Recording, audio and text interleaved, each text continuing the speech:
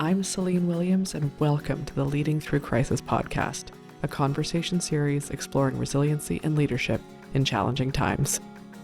My guest today is Dr. Jim Sellner, a behavioral scientist who is surfing his own personal crisis of a kidney transplant for the second time. Welcome, Jim. Oh, good morning. Good day. How are you? I am doing well. How are you? I'm doing well, considering. Well, Since we're going to talk about crisis today. We are. That's right. And I love that your intro starts with noting what your personal crisis is. And I'm going to ask the question I always ask, which is topic of the podcast. The title of the podcast is Leading Through Crisis. What comes up for you when you hear that phrase? Well, a lot of things. As a behavioral psychologist, behavioral scientist, I have dealt with over the years a lot of other people's crises as well as my own. And actually, my journey began when I was about 30, where I was experiencing a personal life crisis. The first one that I was aware of. I think there were other ones, but I ignored them. The human condition. And later on, they sort of came up. Oh, you ignored that one. Now you're having this one. And so I met a psychiatrist and a physician who operated in the area of Eastern philosophy, acupuncture, and a different way of looking at psychology and psychiatry.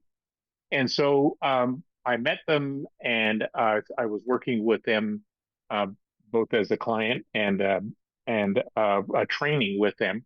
And I remember the psychiatrist saying to me, Jim, when you learn how to become a human being, you'll be great working with people. And so I said, okay, I think I can do that amidst the crisis. So what initiated the crisis was I was a city planner at the time. I was on faculty at UBC, and I was traveling all over the place. And that time they had first class. There was a lot of drinking. And so that wasn't a good thing, marriage breaking up and all that kind of stuff. So I started working with them. And then later on, after I was finished my training, started working with people. And to this point that we're talking about today, in 2012, I almost died because my kidney shut down. I was in the hospital for a long time. I was on dialysis, and a couple of years later had a transplant, and that was in 2016. And so getting that transplant created a situation, a crisis, that initiated a lot of things, both personally and professionally. I had to look at life differently. Now, my approach about crisis is that we will have these crises, and it's part of the human condition. It's not a problem. It's a hell of a problem when you're in the crisis. Mm-hmm. And then in that crisis is the opportunity for transformation. That's the next part. Something happens that's really awful. You transform into some way of thinking, some way of being that you haven't thought about before. And then there's another part that is the transition. You have the big transformation, but then you're transitioning into a different way of being in life. And that creates for yourself and the people around you an adjustment to that. And unless you go with that flow, a crisis will kind of hold and stop, and you'll be in constant crisis. But if you can go with the flow, what I call surfing the crisis, then there can be an opportunity to work through that if you live. And I happen to live, which is a really good thing because here I am. And so after getting the transplant in 2016, last year, when we were out of the country, we came home. The team informed me that my kidney that I got in 2016 was starting to fail and that I was going to need another kidney transplant. And a kidney transplant usually lasts more than 8 years, but this particular one wasn't a very good one for a number of reasons. And so again, another crisis. Okay, our life was moving along as our lives do, and all of a sudden, boom, it's all different. We had to drop back and punt, so to speak, and reorient our plans for the next time that we were going to be doing things. So again, uh, part of a crisis is learning how to adjust. Mm. So now, just to get you up to date, we have looked all over the place for finding a kidney donor, did a whole bunch of media stuff, and we had a number of people offer, but for whatever reason they didn't work out. And so now I'm going ahead with a kidney transplant, and my wife is going to offer me and provide her kidney. A whole bunch of reasons why we didn't do that before, but we won't get into that. And so now I suppose you could say I'm in another crisis of sort, but now I got a little bit of experience. So it's not really a major crisis. I sense it's a transformation, a different way of looking at life, adjusting to this real life situation of having a transplant operation on March 6th and moving forward from there. And I'm going to be 81 in April, and so that is something that is, and think about how am I going to live and all that kind of stuff. How am I going to live?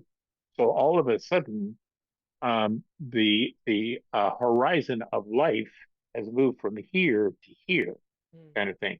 So things become a little bit more poignant in terms of decision making. And so, one of my favorite phrases that I learned from one of my mentors was heartbeats are our personal uh, resource, non renewable resource. Heartbeats are a personal non renewable resource. The ones we're using up right now, we can't get them back. Mm. So he would say, use them wisely. And so one of the things I'm always often thinking about, okay, and what I'm about to do, is this a wise use, a useful thing that I'm going to do using up my heartbeats, of which I'm going to run out of sometime. So it kind of makes decisions pretty easy sometimes. I so I love the saying that heartbeats are a personal non-renewable resource. I think that is a very simple thing to keep in mind, but a really important thing for people to keep in mind because especially, I mean, as we all get older and go through life, we start to realize that they are a non-renewable resource. And if I often think back to being a teenager and being like I was invincible. I thought I was invincible. I had no perspective on that concept at all. And I think the earlier people can hear that and take it in and actually think about it, I think the more valuable it will be for them. So I appreciate you sharing that. Um, First and foremost. Secondly, I am very glad that you have a kidney transplant set up and there is a res air quote resolution. Obviously, health stuff resolution is vague, but that there is a resolution per se in sight. Um, and if you'll indulge me, I have a question about this idea of surfing crises and some of what you talked about. Sure, go ahead. So, because I think the way you've structured it and phrased it and thought about it is really interesting and really valuable. And you talked about the crisis and adjusting and transforming, and another T word that just totally fell out of my head right after that, transitioning. Haha, I got Transition. it. Yeah. I got it. I got there eventually. And I'm wondering if you, so, and hopefully I got that order right. Yep, Crisis, fine. adjust. Yeah. So for those who especially appreciate that kind of, I'm going to call it a structure, framework, whatever, to think Hmm. about things. Hmm. How can you tell us a little bit about each of those times, areas, how people can think about them? Because I think there's real value in that. Because we get, when you're in a crisis, it can be really hard to think about adjusting, transforming, or transitioning at all because you're just in the crisis. Absolutely. And I talk about these things because are used to them. But for example, with this transplant coming up, I'm sure as I get closer to it, I'm going to freak out and be all No, fouled up in you're my mind. fine. You can, Okay. it's all Um, good. and so I will experience a crisis leading up to the operation because I mean, there are risks involved. And the transformation part, um, because of my life's experience over time, is probably not going to be as big as it was when I was 30. When I was 30 and experienced it for the first time, that was big. And so the world was very different. I had to make these huge transformational decisions about what I want to do with my life, what's important to me, who's important to me, who are my friends, all that kind of stuff. Mm. What kind of career do I want to do? Because I start out as a city planner and wind up as a psychologist, kind of thing, right? So that's big. Yeah. Um, the transition is like a healing transition.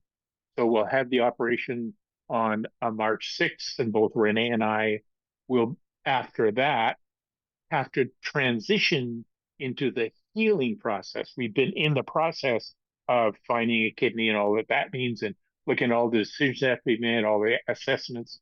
And then the next part is to transition into a new situation where Renee is the donor and I'm the recipient. And what does that mean? What do we need to look at, do differently, do the same kind of thing to take care of ourselves? And then there are adjustments to be made because as we go through life, for example, I see myself as as about, I feel like I'm 40 or 50. Some days I feel like I'm 17, and then I try to do things that 17 year olds used to do, and then I really hurt myself. Yeah. Yeah. Yeah. And so in the transition, we make these adjustments to find our meaning in life, for example, to look at life a little bit differently, to as a man, to allow my feelings and uncertainties to come forward and to be open about those, which I still have a difficult time. Most professional psychologists are control freaks, so we have difficulty letting go of control or thinking that we're in control. We like to be in control, Mm-hmm. uh, but of course we're not. And so, um, as we go through these things, it's accepting what is rather than lamenting what was. Now, Mm. some of those things I understand are really difficult. If somebody dies or somebody's murdered and all those kinds of things, those are serious and those are painful and those are difficult. And from the perspective of life over time and life in the bigger perspective of time, that these are things that happen to us and they're the opportunity for change. So let me tell you a story about a guy I worked with. Please. He was brought to me by this guy I was training with, a psychiatrist, and he was a air traffic controller. He's supposed to go to jail because what he would do is he would expose himself to women. He would be in the window of his apartment and he'd take off his clothes, or he'd be out in the street and he opened it up, and kind of thing. So he got arrested, and he had 3 kids. He had this job as an air traffic controller, and so he came to see me. Now, this happened over a long period of time, so I'm going to tell a very short story. So it Mm-hmm. wasn't this easy.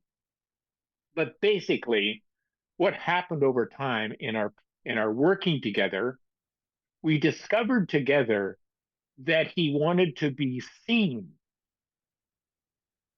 Now, that was a really gross, illegal way of being seen. Maybe not the best So, way. Yep. yeah. So I said to him, why don't you go to acting school?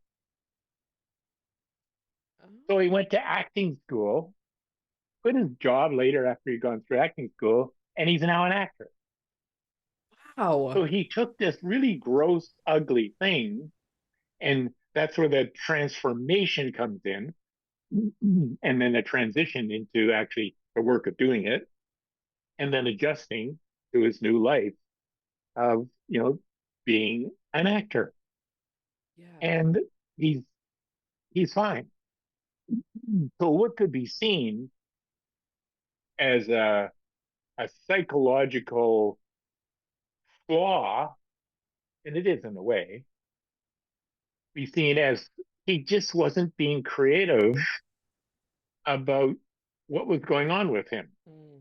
It's not very creative to expose yourself. First of all, dumb, and it's ugly. Um, And there are real well, this is, consequences for it and there are real potentially. consequences. Yeah, exactly.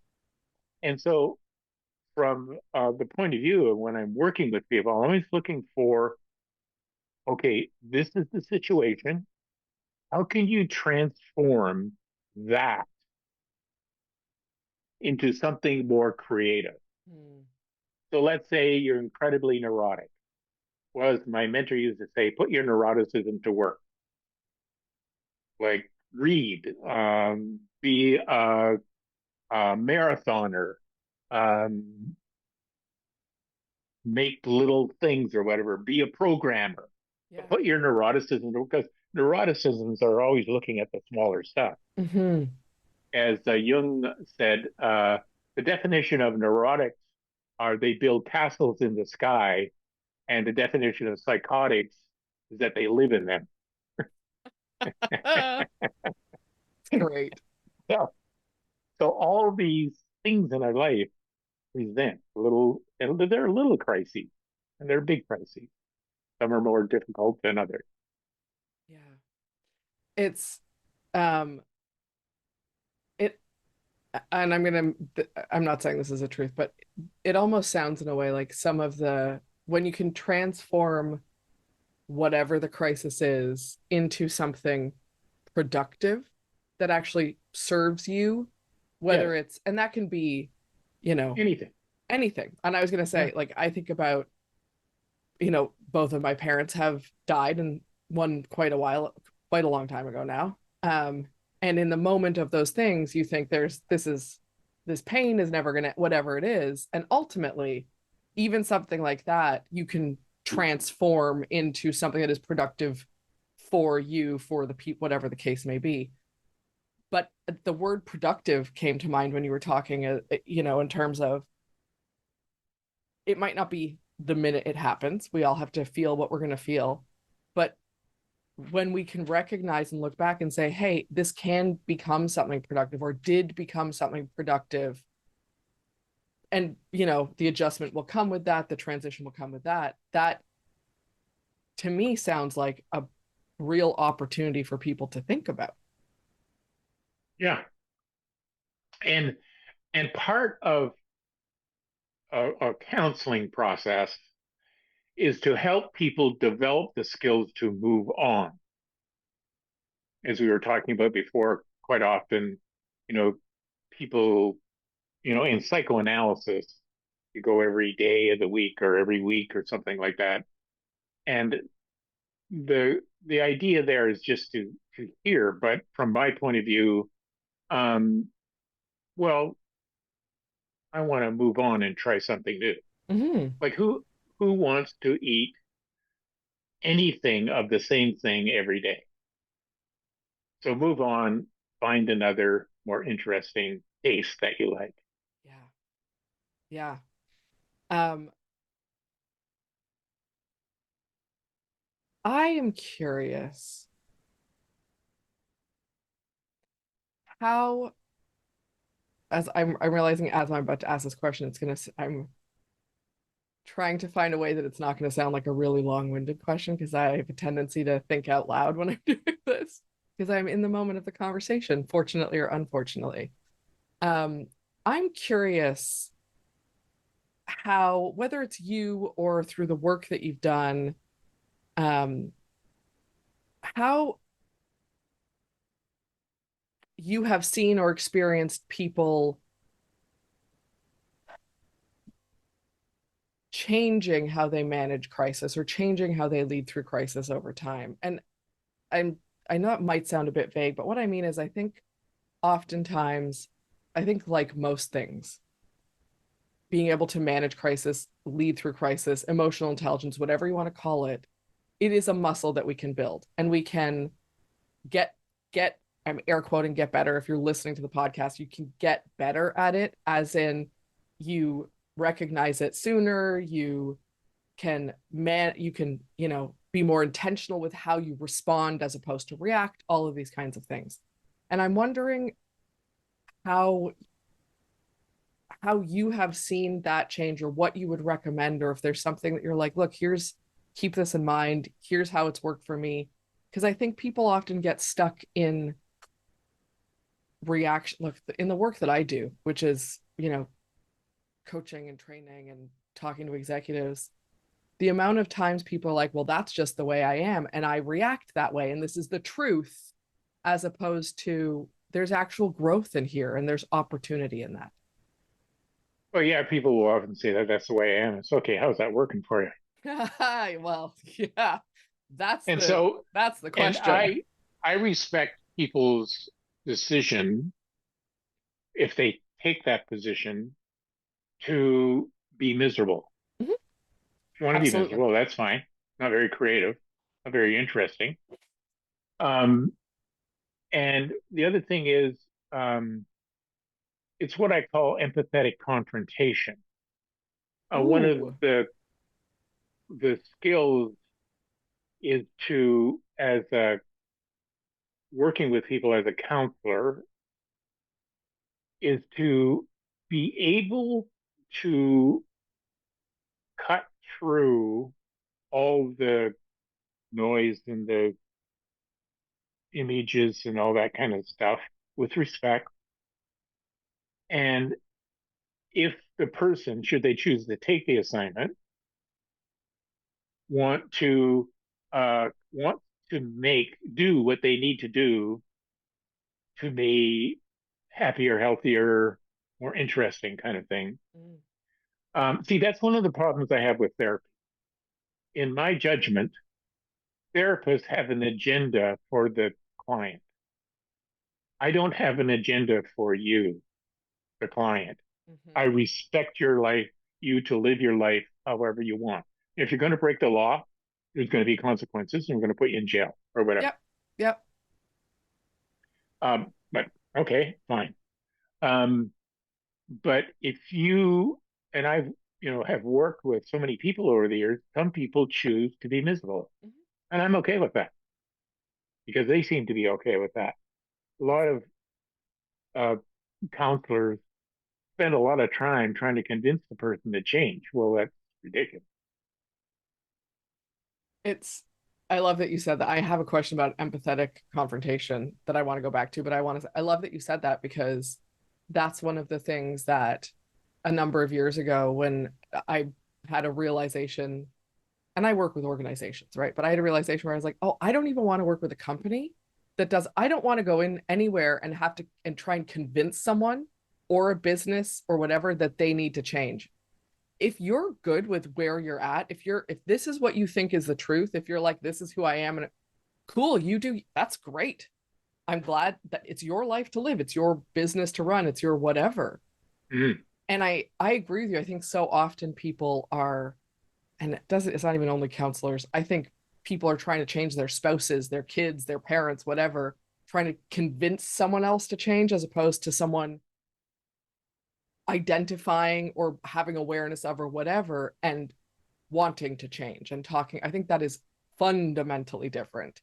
And I love that you called that out that way. Um, yeah. Um, and sorry, go ahead. Go ahead. No, I was Um, gonna. but there's a thing around that people don't like to change. I say bullshit. Um, People don't like the idea that uh, they might have to change what they're doing. So, for example, when you fall in love, you want to change. You're big into change. It's all kind of cool, but not wanting to change, just I don't want to leave this situation and move into a new one. That's all it is. Mm-hmm. Yeah. And who does, right? But risk nothing, get nothing. Absolutely. Do not trust anybody else. Trust yourself. Risk nothing, get nothing, as is appropriate. Don't do stupid things like jump off a roof, see whether you can break a leg or something. But that's the whole thing too in this area of trust. Um, well, going back to your empathetic confrontation, Yes. my assumption is that the desire, if you desire a relationship, then what the cost of being in that relationship is to be confronted with another person's opinion about what might be going on. Mm-hmm. And so, am I open to that or am I not? Mm-hmm. Do I agree with that? Because some people give us feedback, and you know, I only respect people's feedback who are being respectful and in my area of expertise, somebody who has the training and whatever to have a good opinion. But if you haven't, you don't know what you're talking about. If you're going to do bullshit, well, I don't respect that, right? But I also need to be aware of, am I being defensive? Mm-hmm. You know, you say something to me and I get defensive. That doesn't mean you're wrong. Mm-hmm. You could be right on. It's just me being defensive because I'm not willing to at least take it in. Yeah. And if we're not at least willing to take it in and consider it, kind of like wine tasting, it's good. We swallow it, but wine tasters don't. But The we rest spit of it us out. do. Yeah, yeah, yeah, exactly. Um, so this is the dynamic of relationship, and my assumption is everything that is that happens to us happens in relationship. Mm-hmm. So the really bad and ugly things that happened in relationship, and the only way out of that is to be in a more authentic, healthy uh, relationship. You cannot do it alone. A little help from our friend. Yeah. Yeah. So, from my perspective, if somebody doesn't, going back to the question, somebody doesn't want to change, then they're not really willing to be in relationship.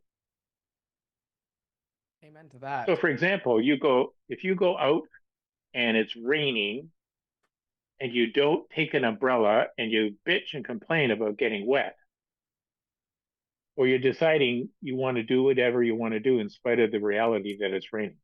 If it's raining, use an umbrella.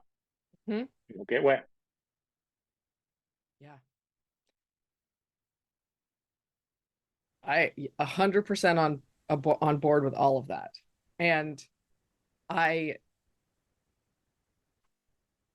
I think people are so, and look, I'm broad strokes, broad generalizations. I fully acknowledging that that is what I'm speaking from right now. Um, I think I think we have been socialized to be very afraid of and resistant to and avoid confrontation as much as possible, to the Of course, point sure. that we cannot distinguish healthy confrontation from, or healthy conflict, whatever you want to call it, from unhealthy. And there is a lot of unhealthy. I'm absolutely not denying that. But Mm-hmm. there's also healthy confrontation and healthy conflict and empathetic confrontation, empathetic conflict where both sides are showing up with empathy and with hopefully, the best for each other in mind, not me being right as the driving factor, is a place where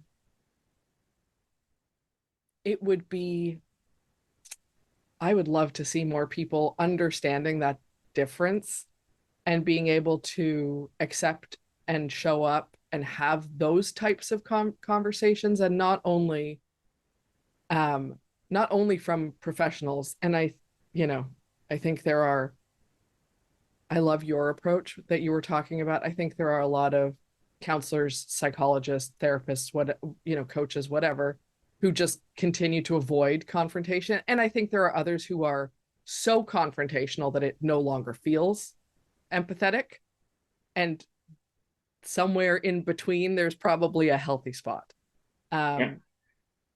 But I say all of that to the kind of long-winded way of acknowledging and then saying, how do we change that, Jim? How do we make more people able to, can you help me solve the world's problems and make more people able to recognize and step into healthy and empathetic confrontation? Sure. Number one thing is I have something to say to you. Are you at least willing to consider it? Yes. Or this is my thought about this. What do you think? Mm-hmm. Or I don't understand why you're doing what you're doing. Can you help me out?